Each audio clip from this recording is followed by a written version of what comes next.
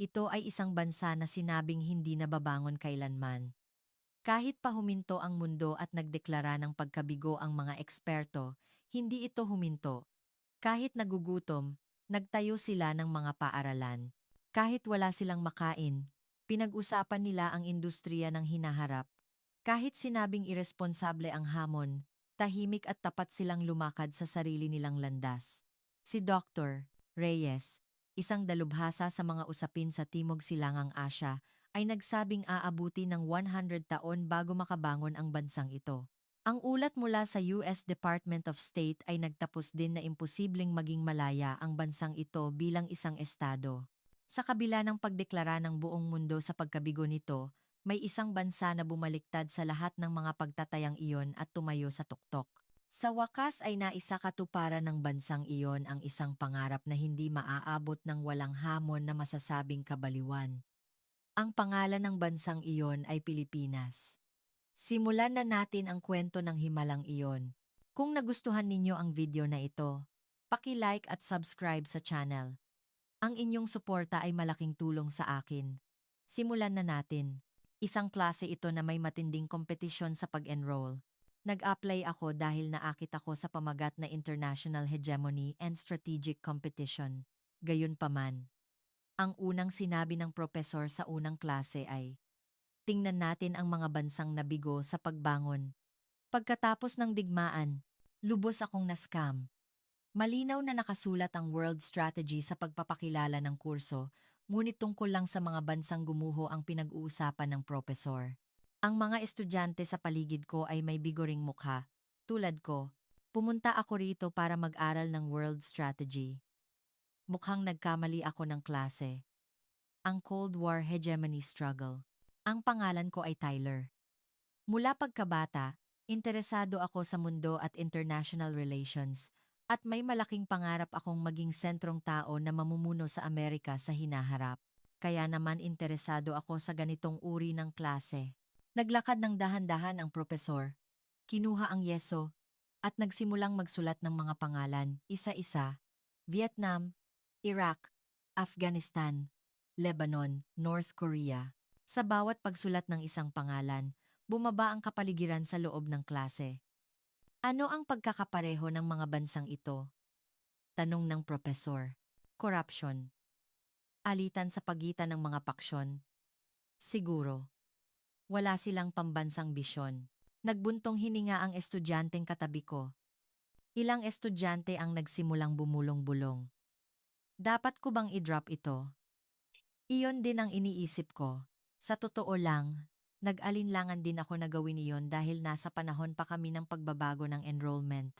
Ngunit sa sandaling iyon, huminto ang yeso ng propesor sa isang sulok ng pisara. Nagkaroon ng sandaling katahimikan. Pagkatapos, dahan-dahang isinulat ng propesor ang isang salita. Pilipinas. Agad na nagkaroon ng bulungan sa klase. Ako man ay napatayo. Ano po? Pilipinas? Bakit po kasama ang Pilipinas diyan? Hindi naman nabigong bansa ang Pilipinas. Iyan ang bansang may mga kumpanyang tulad ng Luminatec, Lapu-Lapu Motors, at Mayon Electric, tama po ba? Hindi ba't iyan ang bansang namumuno sa mundo sa larangan ng teknolohiya? Tumingin sa akin ang estudyanteng katabi ko at nagkibit balikat. Sinasabi ng kanyang ekspresyon. Baka nagkamali ang propesor. Dahan-dahang tiningnan ng propesor ang mga estudyante. At tahimik niyang sinabi, ngunit mga kaibigan, may isang bansa na bumaliktad sa karaniwang kaalaman. Napahinga ako ng malalim. Ang bansang ito ay walang isang dahilan para magtagumpay. Umalinggaw ang boses ng propesor sa klase. Ito ay noong 1945, pagkatapos ng digmaan.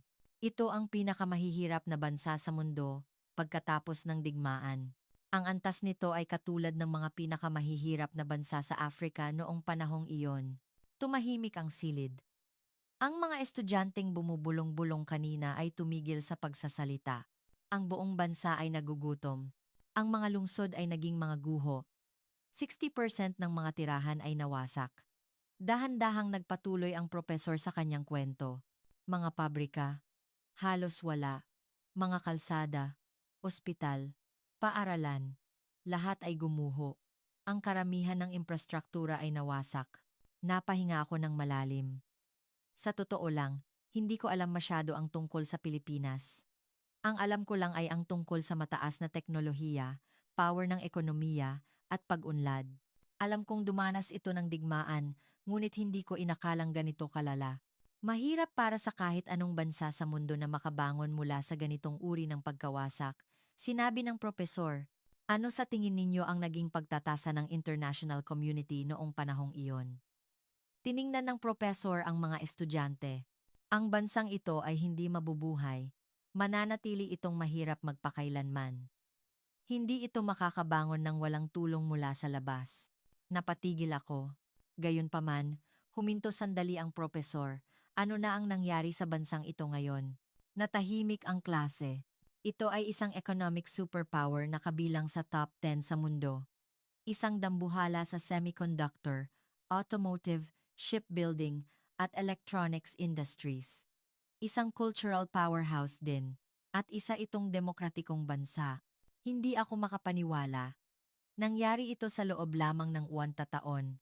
Paano ito naging posible sa loob ng 1 taon? Tanong ng propesor. Bakit hindi nagawa ng Vietnam, ang Iraq, ang Afghanistan? Ang mga bansang ito ay hindi naman mas masama ang kalagayan kaysa sa Pilipinas. Ang isang bansa ay mayaman sa langis. Ang isa ay nakatanggap ng mas maraming international aid. Ibinuklat ko ang aking notebook. Bigla akong naging interesado sa kwentong ito. Ngunit bakit ang Pilipinas lang ang nagtagumpay? Tumama ang tanong ng propesor sa aking isipan. Bakit? Bakit talaga ang Pilipinas lang? Ang paghahanap ng sagot sa tanong na ito ang ating magiging gawain ngayong semestre, sinabi ng propesor. Habang tinitingnan natin ang mga nabigong kaso ng pagbangon pagkatapos ng digmaan, hahanapin natin, sa kabilang banda, ang mga kondisyon para sa tagumpay. At susuriin natin kung paanong nagawa ng bansang Pilipinas ang isang himala. Agad akong nakaramdam ng pagkaunawa. Hindi pala ito klase tungkol sa mga nabigong estado. Ito ay klase para maunawaan ang nagtagumpay na estado. Nahihiya ako sa sarili ko na nag-isip na i-drop ang klase. Magsisimula tayo sa kwento ng Pilipinas sa susunod na pagkikita, sinabi ng propesor. Mababigla kayo kapag nalaman ninyo kung anong mga desisyon ang ginawa ng bansang ito. Pagkatapos ng klase, nilapitan ako ng estudyanteng katabi ko. Hindi ka rin magdadrop, di ba? Hindi. Hindi na. Ako rin.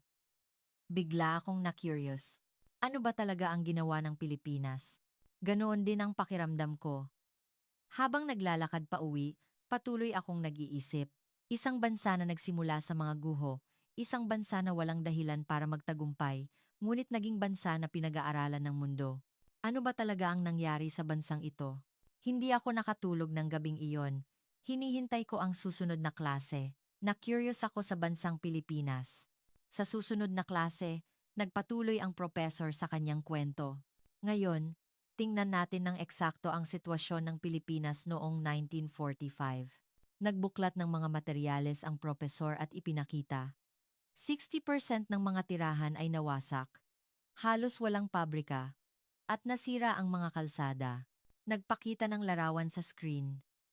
Mga gumuho na gusali, mga lungsod na naging guho, napahinga ako ng malalim.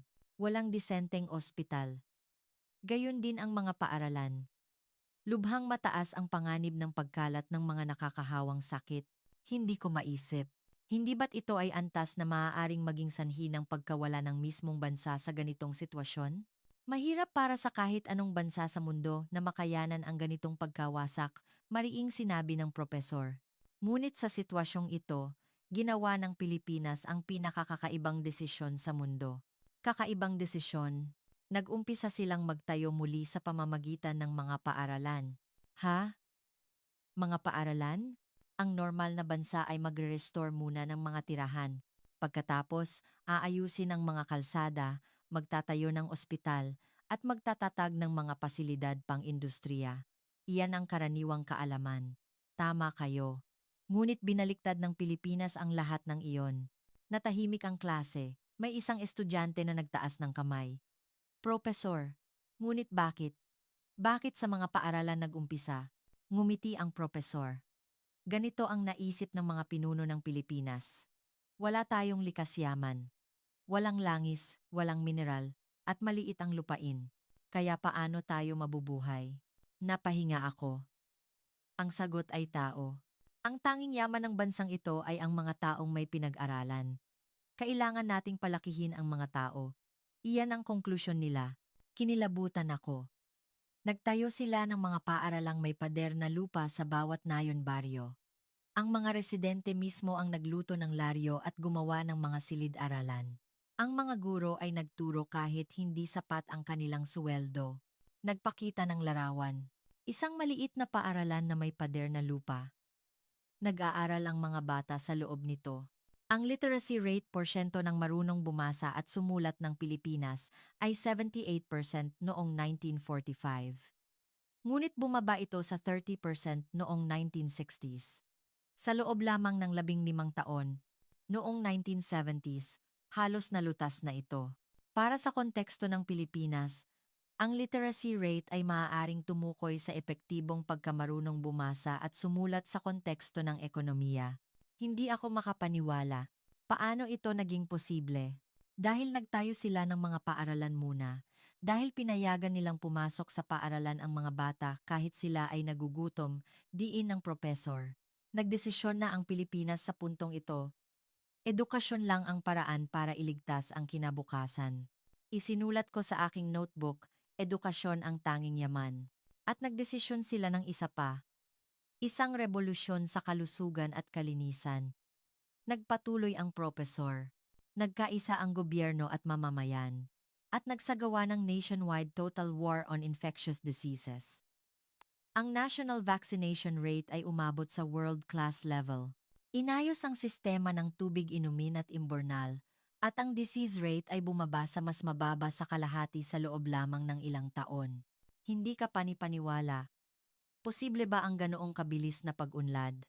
Ngunit hindi pa iyan ang katapusan. Nagkaroon ng tinatawag na aksyong pagtitipid sa bigas corn, root crops campaign. Nagkaroon ng kakulangan sa pagkain. Kaya kusang loob na nagtipid ng bigas ang mga mamamayan. Kumain sila ng mais o kamote, root crops. Ang kaisipan ay, kung magtitipid tayo ng kaunting pagkain, maililigtas natin ang bansa. Nabigla ako. Anong bansa sa mundo ang magbabago ng diet ng buong populasyon para tulungan ang bansa? May mas nakakagulat pa. Ang aksyon kontra Dagarat Eradication Campaign. Nagsimulang tumawa ang mga estudyante. Hindi ito nakakatawa. Ito ay isyu ng kaligtasan, paliwanag ng propesor. Ang tinatayang populasyon ng daga ng gobyerno ay umabot sa 90 milyong piraso at ang pagkawala ng butil ay umabot sa 8%. Kaya, ang buong populasyon ay nagsagawa ng digmaan kontra daga. At sa loob ng 2 araw, 41.5 milyong piraso ang nahuli. Ha? Ibinibigay ng mga estudyante ang buntot ng daga sa paaralan at ipinapalit sa lapis o notebook. Nawalan ako ng salita. Hindi lang ito isyu ng kalinisan. Ito ay tungkol sa mismong kaligtasan. At sa wakas, ang aksyong pag-iipon. Savings campaign. Dahil mahirap, pinili ng mga mamamayan na mag-ipon para sa kinabukasan sa halip na gumastos. Ang savings rate ay lumampas sa 20%. Ang pag-iipong ito ang naging pangunahing pondo para sa industrialisasyon sa hinaharap. Nag-summarize ang propesor. Nang gumuho ang lahat, ang Pilipinas ay nagsimula sa mga bata. Sa bansang ito, ang pakikipaglaban sa mga sakit ay labanan ng komunidad. Ang isang tasang bigas ay nagligtas sa bansa. Huminga ako ng malalim. Mga kaibigan, iyan ang pagbangon ng Pilipinas. Hindi ito iniutos ng gobyerno. Sabay-sabay na kumilos ang mga mamamayan. Lumampas sa pagkagulat ang naramdaman ko at nagsimula na akong humanga. Wala itong katulad sa kahit saan sa mundo. Pinili na ng mga Pilipino ang hinaharap sa puntong iyon. Tumimo sa aking puso ang mga salita ng propesor. Kung ito ay Amerika, Europa, nagawa ba nila ito? Umiling ako. Marahil imposible. Tiningnan ng propesor ang orasan. Hanggang dito muna tayo ngayon. Sa susunod, pag-uusapan natin ang tungkol sa Bataan Steel Complex. Kung paanong ang isang bansa na walang anuman ay nakagawa ng pinakamahusay na steel complex sa mundo. Dahan-dahan kong isinara ang aking notebook. Mabilis ang tibok ng aking puso. Mas lalo akong na-curious sa bansang Pilipinas. Nagbuklat ng bagong material ang propesor. Kaya, pag-usapan natin ang tungkol sa Bataan Steel Complex. Noong 1960s, ang Pilipinas ay masasabing isang baog na lugar sa larangan ng steelmaking, mariing sinabi ng propesor. Ngunit nag-anunsyo ang Pilipinas na magtatayo sila ng world-class steel complex. Ano sa tingin ninyo ang naging reaksyon ng mundo? Tumawa sila. Bakit pa kailangan ng bakal ng isang bansang nagugutom? Naiintindihan ko. Natural na reaksyon iyon. Ngunit may mas nakakagulat pa, diin ng propesor. Hindi ito maliit na steel complex. Sinabi nilang magtatayo sila ng world-class, large-scale steel complex. Tumawa ang mundo. Wala namang hawak, pero ang lalaki ng pangarap. Ngunit nakita ng Pilipinas ang hinaharap, paliwanag ng propesor. Para makagawa ng sasakyan, para makagawa ng barko, kailangan natin ng malaking steel complex. Pinangarap na ng Pilipinas ang isang malaking kinabukasan noon pa. Napahinga ako ng malalim. Ngunit mga kaibigan, ang Bataan Steel ay hindi itinayo gamit lang ang pondo mula sa gobyerno o sa Amerika, huminto ang propesor. Ito ay isang steel complex na itinayo ng buong mamamayan ng Pilipinas sa pamamagitan ng pagkuha ng foreign currency gamit ang kanilang sariling buhay. Ang mga mamamayan ang kumuha ng foreign currency? Hindi ko naintindihan. Noong 1960s at 70s, halos walang foreign currency ang Pilipinas. Dito, libu-libong kabataan ang nagtungo sa Germany. Sa Germany? Bilang mga minero at nurse. Nagpakita ng larawan ang propesor. Mga Pilipinong minero na nakatayo sa pasukan ng minahan sa Germany. Mga Pilipinong nurse na naglalakad sa pasilyo ng ospital sa Germany. Nagmina ng uling at mineral ang mga minero sa dilim. Ang mga nurse ay nagsagawa ng walang katapusang mabigat na trabaho sa mga ospital sa Germany. Bumaba ang boses ng propesor. Ang foreign currency na ipinadala nila ay umabot sa mahigit 150 milyon. 150 milyon. 150 milyon. Ang bato ng Bataan Steel Complex ay binasbasa ng pawis ng mga Pilipino na naglingkod ng husto sa mga minahan sa Germany. Nabitagan ang aking dibdib. Ngunit hindi pa iyan ang katapusan. Nagpatuloy ang propesor. Nagtipid ang mga Pilipino ng bigas, naghati-hati sa uling, at nagbawas ng gastos sa paglabas. At inipon ang pera na iyon para sa bansa. Muli? Pag-iipon? Ang pag-iipong ito ang naging matatag na pundasyon ng pondo para sa Bataan Steel Complex. Nagpakita ng graph ang propesor. Kasama rin ang mga sundalong ipinadala sa ibang bansa bilang suporta, mga OFW sa Middle East at Southeast Asia. Habang dumarami ang foreign currency na kinita nila, ang Pilipinas ay naging bansa na kayang bumili ng kagamitan, makinarya, at teknolohiya para sa steel complex. Napagtanto ko. Hindi ginawa ng Pilipinas ang pera na wala. Inakit nila ang pera ng kinabukasan. Ang reconstruction aid mula sa Amerika, ang utang mula sa Germany, at ang pag-iipon ng mamamayan. Pinagsama ang tatlong ito at nagsimula ang pinakamalaking proyekto pang-industriya sa kasaysayan ng Pilipinas. Mariing sinabi ng propesor. Hulyo 1973, pumasok sa unang hurno ang Bataan Steel Complex. Ito ay may kapasidad na 1.03 milyong tonelada bawat taon. Katumbas iyon ng halos 50% ng iron industry ng Pilipinas noong panahong iyon. Ngumiti ang propesor. Ngunit may nangyari na nakagulat sa mundo. Ano iyon? Sa loob lamang ng isang taon ng operasyon, naabot nila ang full profit black ink. Namilog ang aking mga mata. Noon, halos lahat ng state-run steel complex ay nalulugi. Karaniwan na ang asahan na malugi sa loob ng 10 taon. Pagkatapos itayo ang isang steel mill, ngunit ang Pilipinas ay kumita mula sa unang taon. Isa itong pambihirang kaso. Idiniin ng propesor. Nakagawa sila ng kalidad na hindi inaasahan kahit ng mga inhinyero mula sa Amerika at Germany. Paano? Ang steel slab, steel bar, mula sa Bataan ay may mababang depekto at mahusay na pagkakapareho. May record na nagtatasa ang isang inhinyerong Amerikano na mas mababa ang defect rate kaysa sa aming produkto. Hindi ako makapaniwala. Agad na nagdiwang ang domestic industry. Hindi makakagawa ng barko ang Toyota shipyard kung wala ang Bataan Steel. Ang automotive industry ay nagkaroon ng higit sa 10 taong mas maikling panahon para maging lokal ang produksyon dahil sa Bataan Steel, paliwanag ng propesor. Mula sa unang taon ng operasyon, nagkaroon ng steel panic kung saan hindi na kayang makasunod ng supply sa demand. Biglang tumaas din ang order mula sa ibang bansa.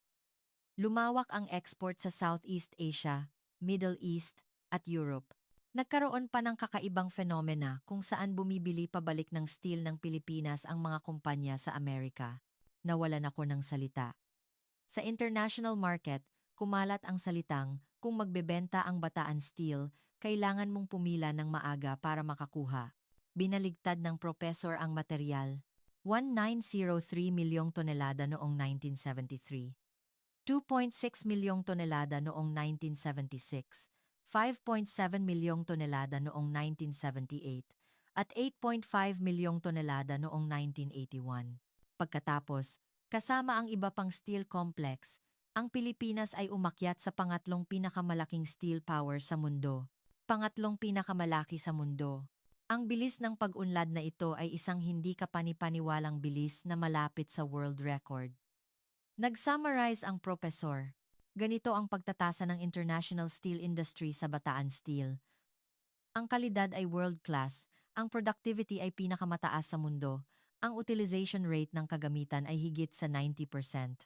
At ang sustainable cost competitiveness ay pinakamalakas sa mundo. Masigasig akong nagsulat sa aking notebook. Ang Bataan Steel Complex ay world champion mula sa sandaling ito ay nabuo. Iniulat ng American media. Kung makagawa ang Pilipinas ng bakal, magbabago ang steel order ng mundo. Tiningnan ng propesor ang mga estudyante. Hindi lang bakal ang ginawa ng Pilipinas. Hinaluan nila ng kinabukasan. Walang imik akong huminga. Hindi ito itinayo ng gobyerno. Itinayo ito ng mga mamamayan. Tumimo ang mga salita ng propesor sa aking puso. Mga minero sa Germany, mga nurse sa ospital, mga nag-ipong mamamayan, mga OFW. Ang Pilipinas ay isang bansa kung saan ang buong mamamayan ang nagtayo ng pundasyong pang-industriya. Tumango ako. Hindi aksidente ang himala ng bansang ito. Naghagis ng tanong ang propesor. Noong 1968, ilang sasakyan ang mayroon sa Pilipinas? Sumagot ang isang estudyante. Ilang daang libo? Mali, tahimik na sinabi ng propesor ang tamang sagot. 28,000 na sasakyan. Ha? 28,000 na sasakyan? At karamihan sa mga ito ay pangmilitar at panggobyerno. Nagkaroon ng bulungan sa klase. Huminga ako. Hindi ka pani-paniwala, ngunit sa sitwasyong ito, nag-anunsyo ang Pilipinas na magtatayo sila ng National Highway, Expressway para sa ganoong karaming sasakyan, sinabi ng propesor. Ano ang sinabi ng mundo? Tiningnan ng propesor ang mga estudyante. Sabi ng Amerika, walang economic feasibility. Nagpayo ang Europe na dapat magsimula sa mas maliliit na kalsada. Nagprotesta ang mga lokal na akademiko na isang irresponsableng aksyon na mag-aaksaya ng pambansang budget. Natural iyon. Iyon din ang iisipin ko. Tumutol din ang mga mamamayan. Kulang pa nga ang pagkain. Bakit may expressway pa? Ngunit, sa kabaligtaran, nagpinta ang Pilipinas ng mas malaking pangarap. Hindi ito kalsada. Ito ay ugat ng buhay, blood, vessel. Kapag nagawa ang ugat, kusa ng dadaloy ang dugo. Diin ng propesor. Diin ng propesor. Ito ay isang ideya na wala sa kahit saan sa mundo. Hindi sila nagtayo ng kalsada dahil may mga sasakyan. Nagtayo sila ng kalsada para tawagin ang kinabukasan ng automotive industry. Kinilabutan ako. Ang haba ay 428 kilometers. Ito ay isang super large-scale construction na kailangan mag-ukit ng bundok, maghukay ng ilog, at mag-araro sa lupa. Nagpakita ng materyal ang propesor. Ngunit gaano katagal sa tingin ninyo ang inabot? Natahimik ang mga estudyante. Natapos ito sa loob ng 7 taon at 5 buwan. Ano? Hindi ako makapaniwala sa aking narinig. Hindi naniwala ang mundo. Sabi nila, ulitin ang survey. Ito ay naging insidente na sinubok ang record na nananatili sa history ng construction ng mundo. Binaligtad ng professor ang larawan. Isang construction site na kinunan sa gabi. Sinasalubong ng headlight ng mga sasakyan ang lugar ng trabaho. Nagtrabaho sila gamit ang headlight ng sasakyan bilang ilaw sa gabi. Nagtrabaho ang mga manggagawa sa 24 oras na shift. Nawalan ako ng salita. Hulyo 7, 1970, binuksan ang Maharlika Highway, Expressway. Nagpakita ang propesor ng larawan ng opening ceremony. At naganap ang isang malahimalang pagbabago. Anong pagbabago? Tingnan ninyo ang bilang ng mga sasakyan na kumalat sa Pilipinas. 28,000 noong 1970. 520,000 noong 1980. 2.2 milyong sasakyan noong 1990. Nabigla ako sa graph. Isang pagsabog ng pagtaas. Ang Maharlika Highway ay naging pambansang aorta na nagpabago sa mapa ng industriya ng Pilipinas, paliwanag ng propesor. Dati, aabuti ng mahigit 15 oras mula Luzon hanggang Visayas. Kapag tag-ulan, nasisira ang kalsada at naantala ang logistics sa loob ng ilang araw. Maiisip ko, napakalala ng sitwasyon. Pagkatapos ng pagbubukas, naging posible ang paglalakbay sa loob ng 6 na oras. Ang mga produkto mula sa buong bansa ay mabilis na lumipat sa aksis ng Luzon at Visayas. Nagpatuloy ang propesor. Ang logistic cost ay nabawasan ng 40 hanggang 60%. Ang buong bansa ay naging isang market. Isang market, ang produktong ginawa sa Visayas ay maibebenta na sa mga department store sa Luzon. Dahil lang dito, sumabog ang competitiveness ng industriya ng Pilipinas. Naiintindihan ko. Ang mas nakakagulat pa ay ang pagbuo ng manufacturing belt. Tinuro niya ang mapa. Mula Manila sa Luzon, patungo sa Batangas, Cebu, at hanggang Davao sa Mindanao, gumuhit ng linya ang propesor gamit ang kanyang daliri. Ang linya na ito ang naging puso ng manufacturing industry ng Pilipinas. Luminatec, Mayon Electric, Lapu-Lapu Motors, Bataan Steel. Lahat ay umunlad sa aksis na ito. Napahinga ako ng malalim. Ang mga rehiyon na dinadaanan ng expressway ay naging mga lungsod. Lahat ay sumabog sa pag-unlad. Nagpakita ang professor ng graph ng populasyon. 70 hanggang 75% ng industriya ng Pilipinas ay nakatuon sa Maharlika Highway Axis. 75%? Hindi lang iyon. Ang proseso ng pagtatayo ng Maharlika Highway ang nagpalaki ng teknolohiya ng Pilipinas. Ang dating baog na civil engineering technology ay umunlad. Nakakuha sila ng kakayahan sa pagtatayo ng tulay at tunnel para sa expressway. Ito ang naging teknikal na pundasyon ng Pilipinas para sa overseas construction. Hindi ko maitago ang aking pagkabigla. May pagtatasa na. Kung walang Maharlika Highway, walang Middle East Construction Project. Mariing sinabi ng propesor.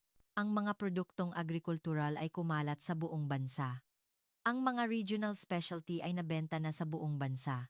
Dahil sa pagbawas ng logistic cost, nagkaroon din ng kakayahan ang maliliit at katamtamang negosyo na makipagkumpetensya sa buong bansa. Talagang nagbago ang ekonomiya ng Pilipinas.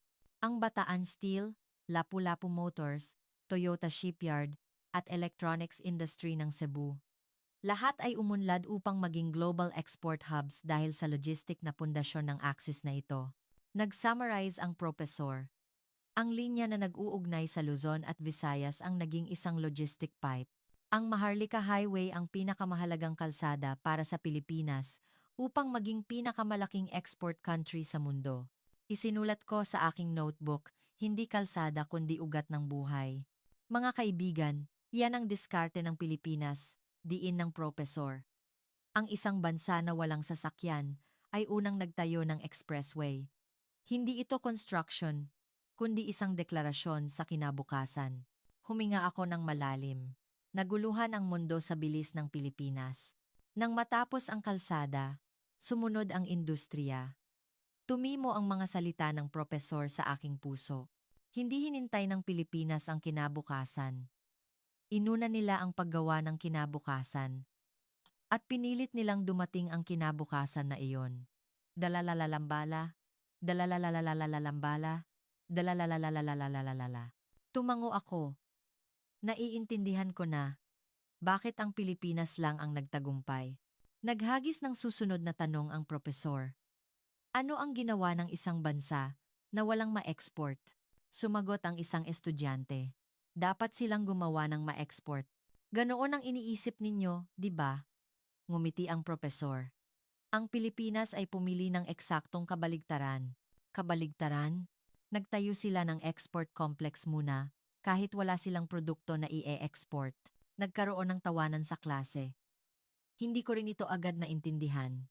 Nagtayo ng export complex kahit wala pang ma-export? Noong 1970 nag-anunsyo ang Pilipinas na magtatayo sila ng Mactan Export Processing Zone, MEPSA, sa Cebu, paliwanag ng propesor. Nagpakita ang overseas media at economic experts ng pagkabigla at pagdududa. Natural iyon. Halos walang industrial base ang Pilipinas noon. Wala rin silang karanasan sa pag-akit ng foreign companies. Ito ay isang bansa na hindi matatag sa politika at ekonomiya. Nagpatuloy ang propesor. Ngunit ang isang bansa na ganoon ay biglang gumawa ng industrial park na eksklusibo para sa export. Hindi ito maunawaan ng mundo. Hindi ko rin maintindihan. Ang Mactan Export Processing Zone ang unang export-free zone sa Asia.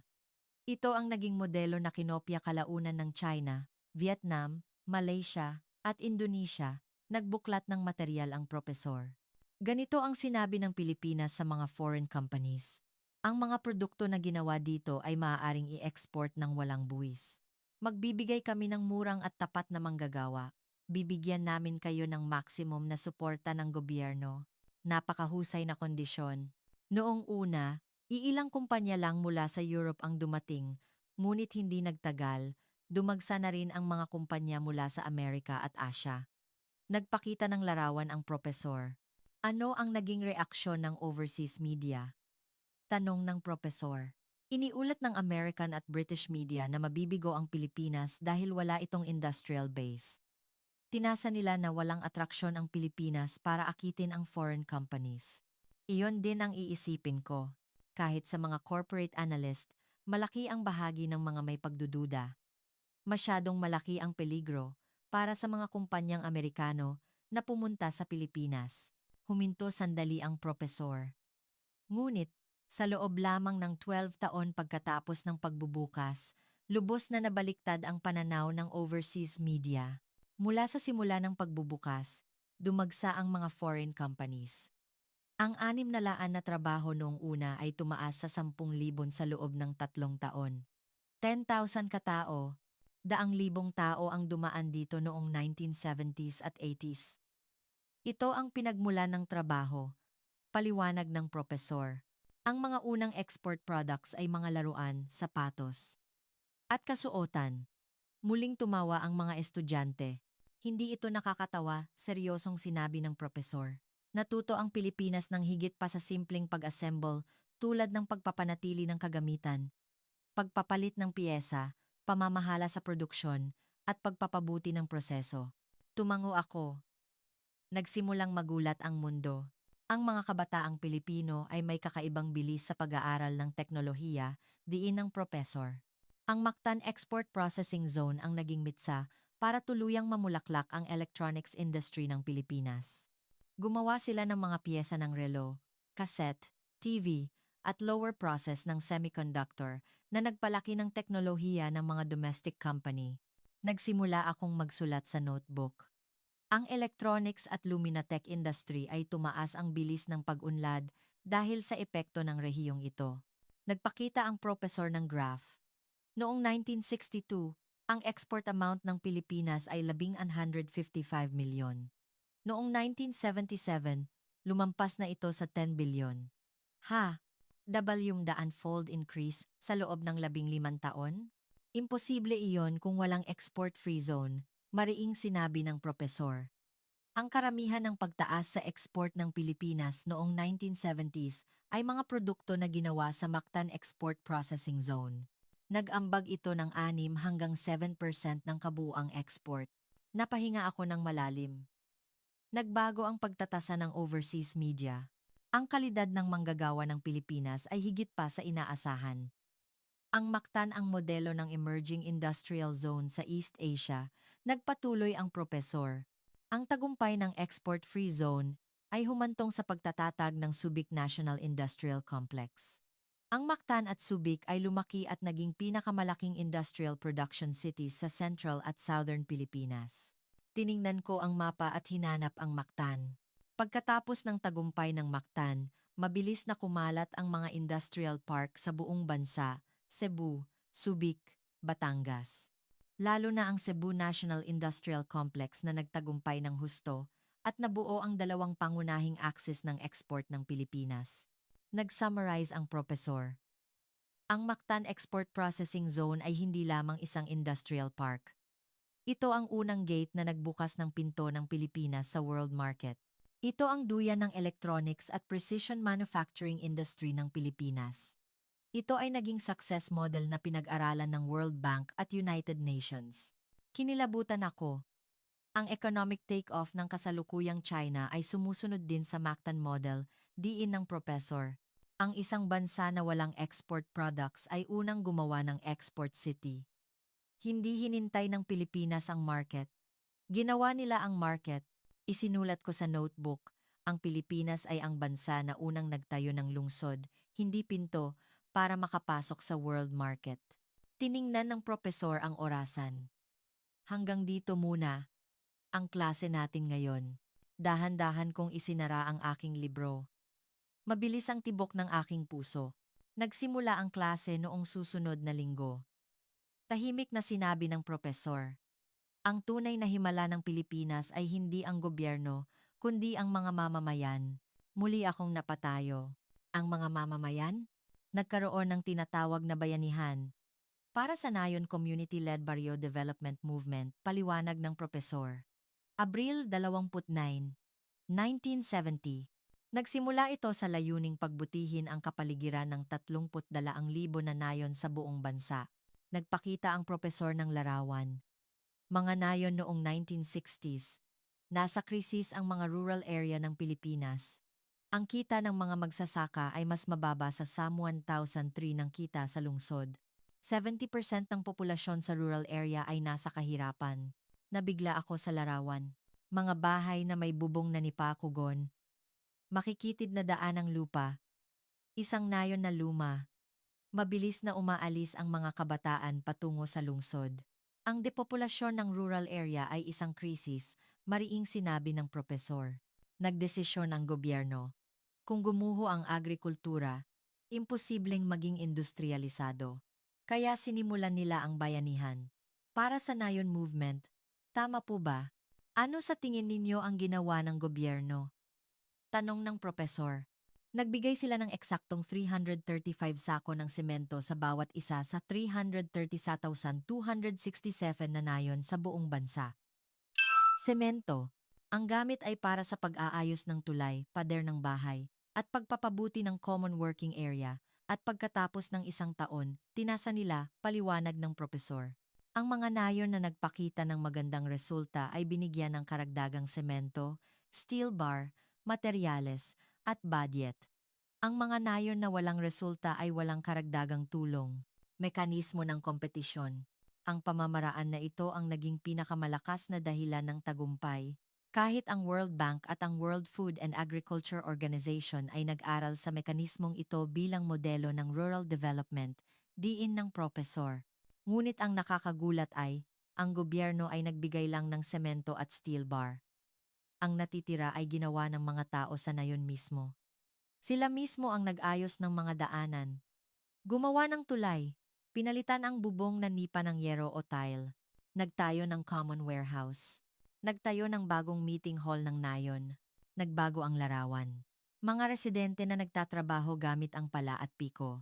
Bawat weekend, lumalabas ang lahat ng tao sa nayon. Hindi ito mobilization o pamimilit. Ito ay isang kusang loob na total war na naging posible dahil may pag-asa. Napahinga ako ng malalim. Ano ang naging resulta? Nagpakita ang professor ng graph. Mula 1970 hanggang 1979, ang road pavement rate ay tumaas mula 15% hanggang 85%. Mahigit sa 1 milyong bahay na may bubong na nipa ay napalitan ng bubong na yero o tile. Nagpatuloy ang professor. Bumuti ang productivity ng agrikultura. Tumaas ang paggamit ng fertilizer at pinalawak ang mga pasilidad sa irigasyon. Pinaganda ang seed varieties at tumaas ang paggamit ng modernong kagamitan. Ang resulta, noong huling bahagi ng 1970s, naabot ng Pilipinas ang self-sufficiency sa bigas. Noong 1977 at 78, nagkaroon ng surplus production dahil sa magandang ani. Hindi ako makapaniwala. Ilang taon lang ang nakaraan. Isa itong bansang nagugutom. Ang kita ng mga magsasaka ay tumaas ng mahigit 14% sa average ng lungsod. Ito ay 2.5 times higher kaysa noong 1970, diin ng propesor. Ang income gap sa pagitan ng lungsod at rural area ay lubos na lumiit. Noong huling bahagi ng 1970s, may mga salita na mas mayaman ang rural area kaysa sa lungsod sa ilang rehiyon. Masigasig akong nagsulat sa aking notebook. Ngunit mga kaibigan, ito ba ay tungkol lang sa Pilipinas? Tinuro ng propesor ang pisara. Ang Iraq ay nagkaroon ng malawakang kawalan ng tiwala sa gobyerno. Ang Afghanistan ay may malalang alitan sa pagitan ng mga tribu. Ang Lebanon ay may pagkakawatak-watak na panrelihiyon. Ang Vietnam ay inuna ang ideolohiya. Ang North Korea ay masyadong sarado. Tiningnan ng propesor ang mga estudyante. Ngunit ang Pilipinas ay isang bansa kung saan nagbahagi ng pangarap ang estado at mamamayan. Kinilabutan ako. Ang United Nations at World Bank, 30 bansa sa Africa, ay dumalaw sa Pilipinas, sinabi ng propesor. Ang World Bank ay opisyal na nagtasa sa bayanihan para sa Nayon Movement bilang isa sa pinakamatagumpay na rural development models. Ang United Nations Development Program ay nagsagawa ng proyekto para ituro mismo ang bayanihan para sa Nayon Movement sa mga developing country. Pinag-aralan ng mundo ang Pilipinas. Sa katunayan, maraming bansa sa Africa ang nag-aral at nag-introduce ng bayanihan para sa Nayon Movement at nagpakita ng resulta, nag-summarize ang propesor. Ang bayanihan para sa Nayon Movement ay hindi lamang isang slogan. Ito ay isang global success story na nag-angat sa buhay, ekonomiya, infrastruktura, at antas ng kamalayan ng mga rural area ng Pilipinas sa loob ng isang henerasyon. Huminga ako ng malalim. Ang himala ng Pilipinas ay isang himala na ginawa ng mga mamamayan. Tumimo ang mga salita ng propesor sa aking puso. Wala na itong katulad na mamamayan sa kahit saan sa mundo. Kinuha nila mismo ang pala dahil may pag-asa sila. Tumango ako. Ang Pilipinas ay ang tanging bansa kung saan nagbahagi ng pangarap ang estado at mamamayan. Diin ng propesor. Kung ito ay Amerika, Europa, umiling ako. Marahil imposible. Hindi ito isang bansa na pinamunuan lang ng mga pinuno. Ito ay isang bansa na sabay-sabay na ginawa ng mga mamamayan. Dapat tawagin ito ng mundo na himala lang ng Pilipinas. Nagbuklat ang propesor ng bagong material. Ngayon, kumpleto na ang pundasyon. May puwersa sa boses ng propesor, may bakal. Nariyan ang Bataan Steel. May kalsada. Nariyan ang Maharlika Highway. May market. Nariyan ang export complex. Agad akong nakaramdam ng intuition. Ah, ito na ang simula ng tunay na kwento. Kapag pinagsama ang tatlong ito, magaganap ang isang pagsabog na hindi inaasahan ng mundo, diin ng propesor. Una, ang automotive. Noong 1970s, ang automotive industry ng Pilipinas ay halos nasa assembly level lang, paliwanag ng propesor. Ngunit nagdeklara ang Pilipinas ng isang napakalaking anunsyo. Gagawa kami ng Philippine-made na sasakyan at i-export namin sa Amerika. Napuno ng tawanan ang klase. Tumawa ang mundo. Ang Pilipinas ay papasok sa market na sinukuan na kahit ng automotive powerhouse. Natural iyon. Ngunit nakuha na ng Pilipinas ang steel. Naayos na ang logistic network. Natutunan na nila ang foreign technology sa pamamagitan ng export complex. Nagpakita ang propesor ng larawan. At noong 1986, nagkaroon ng insidente na nagpagulo sa American market. Anong insidente? Ang Lapu-Lapu Excel ay nag-record ng first place sa sales ng small car class sa Amerika sa loob lamang ng isang taon. Ano? Napahinga ako ng malalim. Namilog ang mga mata ng mga estudyante sa klase. Alam ng Pilipinas kung paano gawing posible ang imposible, mariing sinabi ng propesor. Susunod, ang shipbuilding, nagpatuloy ang propesor. Nang sinabi ng Visayas Shipbuilding sa Toyota na magtatayo sila ng shipyard, ano ang sinabi ng World Shipbuilding Industry? Sumagot ang isang estudyante. Sinabi nilang imposible. Tama. Ang shipbuilding ay para lang sa mga developed country. Magagawa ng Pilipinas ang barko. Imposible. Tumango ang propesor. Ngunit ang Pilipinas ang unang nagtayo ng shipyard sa mundo nang walang design blueprint ng dock. Walang design blueprint. At nagtagumpay sila sa pagkuha ng unang order para sa isang super large tanker. Noong 1970s at 80s, ang shipbuilding industry ng Pilipinas ay umakyat sa first place sa mundo at nakagawa ng isang unprecedented reversal. First place sa mundo. 1970s at 80s at hindi lang sa lupa nagtayo ng industriya ang Pilipinas, kundi sa desisyon tumimo ang mga salita ng propesor sa aking puso. At ang electronics industry, binaligtad ng propesor ang material. Ang unang export products, tulad ng sinabi ko kanina, ay mga laruan, sapatos, at kasuotan. Ngunit sinipsip ng mga kumpanya ng Pilipinas ang electronics technology na parang espongha, paliwanag ng propesor. Mula mid to late 1970s, nagbago ito at naging export country ng electronics products, mula radyo hanggang TV at refrigerator. Nagsimula akong magsulat sa notebook. Ang Luminatech, Mayon Electric, at Visayas Heavy Industries ay tumalon sa world stage. Ang bilis ng emerging industry na ito ay walang uliran sa kasaysayan ng world economy.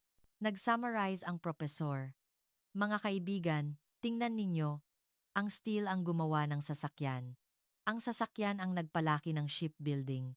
Ang shipbuilding ang nagtulak sa electronics industry. At ang electronics industry, ang nanguna sa construction at heavy industry. Gumuhit ng araw ang propesor sa pisara. Ang hagdan ng industriya ay sunod-sunod na nagbukas. Kinilabutan ako. Ang Pilipinas ay hindi isang economic development model, kundi ang mismong economic development phenomenon. Ang istrukturang ito ay hindi maaaring kalkulahin at gawin, diin ng propesor. Nakita ng bansang ito ang kinabukasan 30 taon na ang nakaraan. Ang Pilipinas ay isang bansa na walang likas yaman. Ngunit mayroon itong maraming yaman na kalooban. Nagpatuloy ang mga salita ng propesor.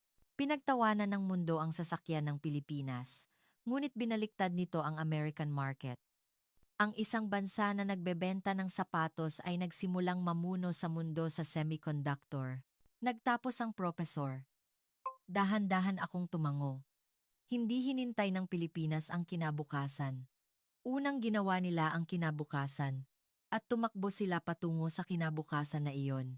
Tiningnan ng propesor ang orasan.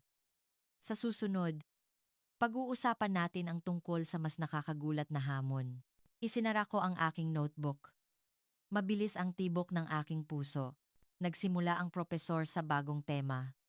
Mid-1970s. Nagsimula ang Pilipinas sa isang nakakagulat na hamon. Ang pag-push para maging host ng Manila Asian Games noong 1980s. Asian Games. Noon, ang per capita GDP ng Pilipinas ay hindi pa umaabot sa 6,000. Napakababa rin ng international profile nito. Paliwanag ng propesor. Kaya, bakit nila gustong mag-host ng Asian Games? Nagtaas ng kamay ang isang estudyante. Para ipakita ang economic development? Tama. Ngunit hindi lang iyon, tumango ang propesor. Kailangan patunayan ng Pilipinas ang presensya nito sa mundo.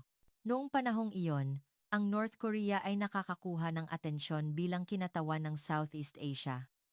Kailangan ng Pilipinas na kumuha ng legitimasiya sa pamamagitan ng international sports diplomacy. Naiintindihan ko. Ang Asian Games ay isang malaking advertisement para sa bansa. Diin ng propesor. Nagsimula ang bidding sa General Assembly ng International Olympic Committee, EOC, sa Baden-Baden noong 1981. May kabuuang asing na lungsod ang nag-apply. Nagpakita ang propesor ng material. Manila, Jakarta, Melbourne, Detroit, Turin, Bergen. Napahinga ako ng malalim. Tingnan ninyo. Australia, Amerika, Italy, Norway. Lahat ay mas developed na bansa kaysa sa Pilipinas, itinuro ng propesor isa-isa. Ang ilan ay nag-withdraw sa preliminary stage, at ang ilan ay natanggal sa pagtatasa ng IOC.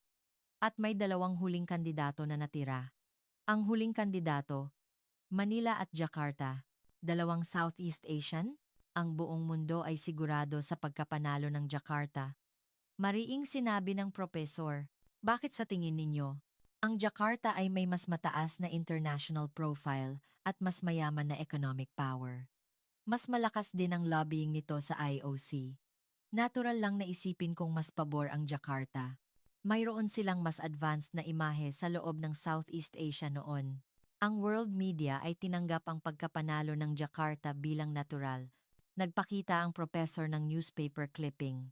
Ngunit hindi sumuko ang Manila. Napatayo ako. Hindi lang ang gobyerno ang kumilos. Kusa ring tumalon ang mga negosyante. Mga negosyante? Lapu-Lapu Motors, Lumina Tech, Mayon Electric, Visayas Heavy Industries. Ipinaliwanag nila ang potensyal ng economic growth ng Pilipinas. Nagbigay sila ng argumento tungkol sa balanced development of Asia. Mahigpit nilang kinumbinsi ang mga miyembro mula sa developing countries tungkol sa simbolikong kahulugan ng pag-unlad ng Pilipinas. Napahinga ako ng malalim. May mga salita sa record noon, ang mga negosyante ang mas tumakbo kaysa sa gobyerno para sa bidding ng Manila. Diin ng propesor. Ngunit ang mas nakakagulat ay ang mga mamamayan. Mga mamamayan? Nang bumisita ang mga miyembro ng IOC sa Pilipinas, sinalubong sila ng mga mamamayan sa kalsada. Nagbigay sila ng mga sulat sa harap ng airport at hotel. Ang mga pribadong tour volunteer ay kusa ring nag-promote ng imahe ng bansa. Nagpakita ng larawan. Mga miyembro ng IOC sa gitna ng maraming tao na sumasalubong. Ang ganitong nationwide welcome ay nagkaroon ng malaking epekto sa desisyon ng mga miyembro. Ayon sa mga memoirs pagkatapos, sinabi ng propesor, sa gitna ng Cold War structure, sinimulan na ring suportahan ng Amerika at Europe ang Pilipinas bilang isang bagong sentral na estado. Naging matalas ang atensyon ko. At noong Setyembre 30, 1981, lumabas ang resulta ng botohan. Nagpipigil ako ng hininga. Manila 52 votes, Jakarta 20 ba siya? Isang landslide victory? Nagkagulo ang klase. Hindi ako makapaniwala. Tinalo ng Manila ang Jakarta ng may malaking agwat. Kahit mas mataas ang karanasan sa Olympics, economic power, at international profile nito. Nagulat ang world media. Iniulat ng New York Times na ang pagkapanalo ng Manila ay isang malahimalang drama kung saan ang diplomacy, ekonomiya, at pribadong sektor ay sabay-sabay na kumilos. Nagpakita ang propesor ng newspaper clipping. Kahit ang Philippine media ay nagtasa na, nalampasan na ng Manila ang imahe ng isang emerging industrial city. Kinilabutan ako. Binaliktad ng Pilipinas ang imposible sa pamamagitan ng isang nationwide total war. Ngunit ang bidding ay simula pa lang. Kailangan na nilang maghanda, nagpatuloy ang propesor. Nag-invest ang Pilipinas ng 4 trillion yen bilang halimbawa ng malaking halaga sa social infrastructure. 4 trillion yen, nagtayo sila ng National Stadium sa Maynila. Pinalawak ang airport at seaport. Inayos ang mga kalsada at riles. Nagbigay ng 100,000 hotel rooms. Ginawang lokal ang broadcasting at telecommunication facilities. Kinumpleto ang linya 2 hanggang 4 ng subway. Naglista ang propesor. Ito ay mas mukhang isang national reconstruction project kaysa sa Olympics. Nawalan ako ng salita. Para sa Asian Games noong 1988, ang broadcasting technology ng Pilipinas ay umakyat sa pinakamataas na antas sa Asia. Itinaas ng Luminatech at Mayon Electric ang production line ng electronics IT sa world-class level, paliwanag ng professor. At Setyembre-7, 1988, ang opening ceremony. Nagbago ang larawan. Ang stadium sa Manila na puno ng tao, state-of-the-art broadcasting technology, kumpletong subway at kalsada, gym, at mga volunteer na pumuno sa buong lungsod. Pinamahalaan nila ang buong delegasyon ng mundo nang walang kahit isang aksidente. Napahinga ako ng malalim. May ekspresyon na madalas gamitin ng mga overseas reporter. Ang kaayusan at kabaitan ng mga mamamayang Pilipino ang nagpatakbo sa laro, diin ng propesor. Mula sa driver ng bus hanggang sa mga volunteer, itinuring ng buong mamamayan ang tagumpay ng laro bilang pambansang karangalan. Nagpakita ang propesor ng graph. Ano ang nangyari pagkatapos ng Asian Games? Naging matalas ang atensyon ko. Ang foreign direct investment ay tumaas ng 2 hanggang 3 beses pagkatapos ng 1988. Naitatagang pagkilala na ang Pilipinas ay isang world-class industrial nation. Ang global growth ng Luminatech, Lapu-Lapu Motors, at Mayon Electric ay nagumpisa. Nagpatuloy ang propesor. Ang mga turista ay dumoble. Pagkatapos, nabuo ang pundasyon para sa pag-host ng maraming international events. Nagsimula akong magsulat sa notebook. Bago ang Asian Games, isa itong tahimik na bansa sa Asia. Pagkatapos ng Asian Games, ang pagtatasa ay nagbago, isang bansa na nakatayo sa pasukan ng developed nations. Nag-summarize ang propesor. Ang Manila Asian Games ay isang national branding project na nilahukan ng buong mamamayan. Ito ang naging pampasabog para sa pag-unlad ng mga kumpanyang Pilipino. Ito ang naging dahilan ng mabilis na pag-angat ng posisyon ng Pilipinas sa international community. Huminga ako ng malalim. Setyembre-12, 1988. Kasabay ng pagbubukas ng Manila Asian Games, opisyal na lumitaw ang Pilipinas bilang Pilipinas sa mundo. Tumimo ang mga salita ng propesor sa aking puso. Idineklara ng Pilipinas sa mundo. Nakatira kami, handa na kami. Ito ang sandali na ang isang bansa na nagsimula sa mga guho ay tumayo bilang pangunahing tauhan sa world stage. Nagsimula ang klase noong susunod na linggo. Naghagis ng tanong ang propesor. Ang bansa lang na may pinakamasamang kondisyon ang nagtagumpay. Bakit? Agad akong napatayo. Ito ang core mystery ng kurso ngayong semestre. Nagsimulang muling isulat ng propesor ang mga pangalan ng bansa sa pisara.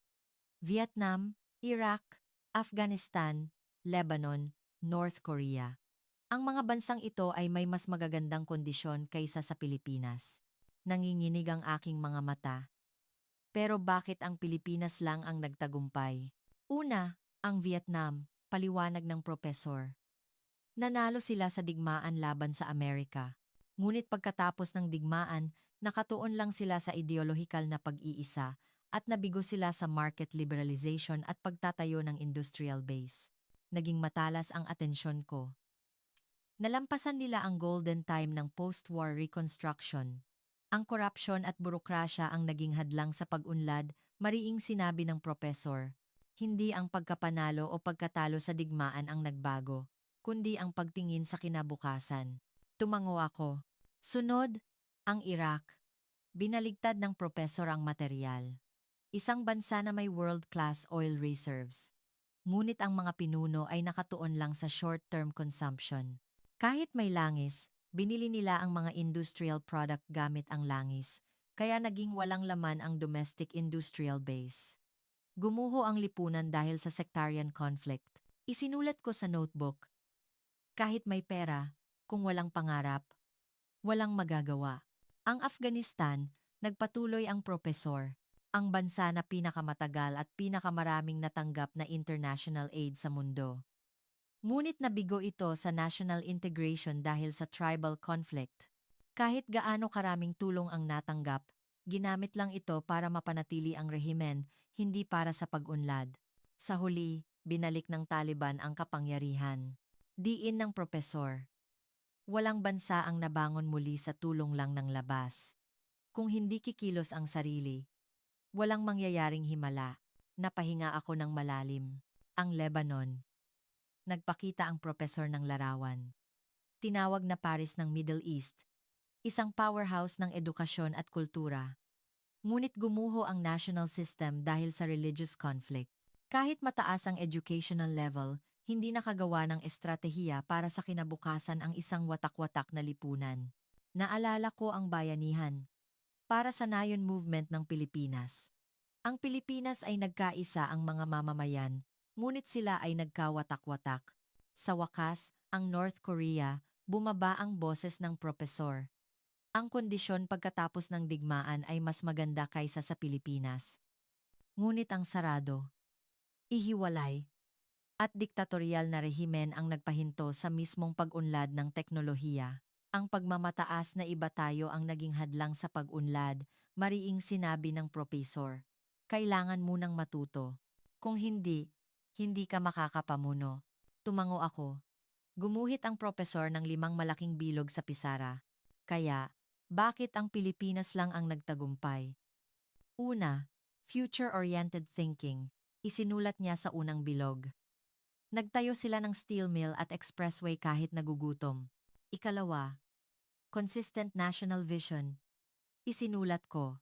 Hindi natinag ang direksyon. Masigasig akong nagsulat. Ikatlo, nationwide mobilization ng mamamayan. Ang kusang loob na bayanihan para sa Nayon Movement, pagtitipid sa bigas, at pag-iipon na nakagulat sa mundo. Ikaapat, passion for education. Isang bansa na unang nagtayo ng paaralan. Ikalima, openness. Nag-aral at sumipsip sila ng teknolohiya at kapital mula sa Amerika, Germany, at Europe. Nag-summarize ang professor. Tiningnan ko ang 5 item at kinilabutan ako. Ang tagumpay ng Pilipinas ay hindi himala, kundi lohikal na resulta. Diin ng propesor. Ngunit marahil, ang mga Pilipino lang ang tanging lahi sa mundo na kayang magsagawa ng lohika na ito. Naramdaman ko ang init sa aking mukha. Ang bansa lang na may pinakamasamang kondisyon ang nagtagumpay. Ang tagumpay ng Pilipinas ay isang structured victory. Nagpatuloy ang mga salita ng propesor. May isang bagay na wala sa ibang bansa. Conflict. Tumango ako. Vietnam ay ideological conflict. Iraq ay sectarian conflict. Afghanistan ay tribal conflict. Lebanon ay religious conflict. North Korea ay sarado. Ang Pilipinas ay nagkaisa at pinili ang kinabukasan. Ang ibang bansa ay nabihag ng nakaraan, nagtapos ang propesor. Nag-iisip ako habang tinitingnan ang aking notebook. Kinikilabutan ako sa buong pakikinig. Alam ba ng mga Pilipino kung gaano ito kahanga-hanga? Tiningnan ng propesor ang orasan. Sa susunod, ang huling lecture. Pag-uusapan natin ang kasalukuyan. Dahan-dahan kong isinara ang aking libro. Mabilis ang tibok ng aking puso. Dumating ang araw ng huling lecture. Tahimik na sinabi ng propesor. Ang Pilipinas ay naging bansa na ngayon na nagbibigay aral. Halos huminto ang aking hininga. 80 taon lang ang nakakaraan. Ito ang pinakamahihirap na bansa sa mundo. Pag-usapan muna natin ang Digital Philippines, nagbuklat ang propesor ng material. Ang e-government nito ay first place sa mundo. Noong panahon ng pandemya, ipinakita nito ang pinakamalakas na digital administration sa mundo. Naalala ko.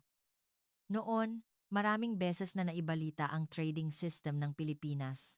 Mahigit 30 bansa ang nag-introduce ng sistema ng Pilipinas. Ang antas ng digital integration nito mula public administration, trade management, hanggang logistic ay world-class. Diin ng propesor. Hindi lang ito teknolohiya. Ito ay nangangahulugan na ang philosophy ng pagpapatakbo ng estado ay develop na. Tumango ako. Sunod, ang semiconductor. Nagpakita ang professor ng graph. Ang world market share ng Luminatech at future memory ay 70%, 70%. Ang digital heart ng mundo smartphone, computer server, artificial intelligence, data center ay pinapatakbo ng memory na gawa sa Pilipinas. Kinilabutan ako. Ang Pilipinas ang humahawak sa technological heart ng mundo. Shipbuilding at defense industry, nagpatuloy ang professor. 60% ng world vessel orders ay nasa Pilipinas. Sa LNG carrier, 90% ay Pilipinas. 90%. Ang Pilipinas ay nagpapalakas ng international presence nito sa export ng defense equipment kamakailan. Ang submarine technology, radar system, at defense-related components nito ay tumatanggap ng mataas na pagkilala, diin ng professor. Ngayon, ang Pilipinas ang nagdidikta sa digmaan, logistic, at paggalaw ng enerhiya. Napahinga ako ng malalim. Ngunit mga kaibigan, hindi humihinto ang Pilipinas dito, may puwersa sa boses ng propesor. Tingnan ninyo ang kinabukasan na inihahanda ng Pilipinas. Sunod-sunod na lumabas ang mga larawan. Ang Luminatech ay naghahanda ng next generation AI semiconductor at foundry. Ang Lapu-Lapu Motors ay nagde-develop ng hydrogen car at urban air mobility. Pinalawak ng Mayon Electric ang global factory nito para sa electric vehicle battery. Isinulat ko isa-isa. Ang Philippine Space Agency, PhilSA, ay nagpupush ng H3 rocket at lunar exploration program. Nag-summarize ang professor. Ang Pilipinas ay may DNA na naghahanda para sa susunod na 50 taon. Kaya naman, optimistic ako sa kinabukasan ng Pilipinas. Nag-iisip ako habang tinitingnan ang aking notebook. Inaral ko ang lahat ng ito ngayong semestre. Isang bansa na unang nagtayo ng paaralan. Isang bansa na ang mamamayan ang gumawa ng bakal. Isang bansa na unang nagtayo ng expressway. Isang bansa na unang nagtayo ng export complex. Isang bansa na sabay-sabay na tumayo ang mamamayan. Isang bansa na nagpalaki ng industriya sa ibabaw ng bakal at kalsada. Isang bansa na matapang na tumayo sa mundo. Isang bansa na iba sa mga nabigong estado. At ngayon, isang bansa na namumuno sa kinabukasan ng mundo. Sinabi ng propesor ang huling salita. Ang Pilipinas ay hindi na bansa na nag-aaral. Ang Pilipinas ang gumagawa ng puso ng mundo. Hindi naghihintay ang Pilipinas sa kinabukasan. Ginagawa nito ang kinabukasan. Ibinaba ko ang panulat. Ang pag-aaral sa Pilipinas ay ang pag-aaral sa kinabukasan. Tumimo ang mga salita ng propesor sa aking puso. Dito na nating tatapusin ang kurso ngayong semestre. Nagsimulang magpalakpakan ang mga estudyante. Ngumiti ang propesor. Magandang semestre, mga kaibigan. Dahan-dahan kong isinara ang aking notebook. At isinulat ko sa huling pahina, may isang bansa na nawala ang lahat sa digmaan. Isang bansa na walang pagkain, bakal, kalsada, at maging pag-asa. Ngunit nakita nila ang isang kinabukasan. At tumakbo patungo sa kinabukasan na iyon ang estado at mamamayan. Ang himala ng Pilipinas ay hindi numero, kundi isang kalooban, will. Ito ay isang serye ng desisyon, isang serye ng sakripisyo, at ang resulta ng national character na walang katulad sa mundo. Alam ko na ngayon, ang Pilipinas ay hindi himala, kundi ang patunay kung paanong ginagawa ang himala. Niyakap ko ang aking notebook. Lumabas ako ng silid at tumingin sa labas ng bintana. Walang katapusan ang aking interes sa bansang Pilipinas. Gusto kong pumunta sa bansang iyon balang araw at makita ng sarili kong mga mata. Ang bansa na nagsimula sa mga guho at namumuno sa kinabukasan ng mundo. Ang himala na sabay-sabay na ginawa ng mga mamamayan. Ang bansa na gumagawa ng kinabukasan nang hindi naghihintay sa kinabukasan. Dahan-dahan akong naglakad. Mainit ang aking dibdib. Hanggang dito muna ang kwento ngayon. Hindi pa rin maipaliwanag ng mundo ang tagumpay ng bansang ito. Ngunit alam natin, ang himala na iyon ay hindi nagmula sa lupa, kundi sa mga tao, desisyon, at sakripisyo. Ngayon na ang oras para ibunyag ang puwersa na nagtulak sa kanila na maging isang dakilang bansa. Maraming salamat sa inyong matagal na panonood. Magbibigay pa ako ng mas magagandang video bukas.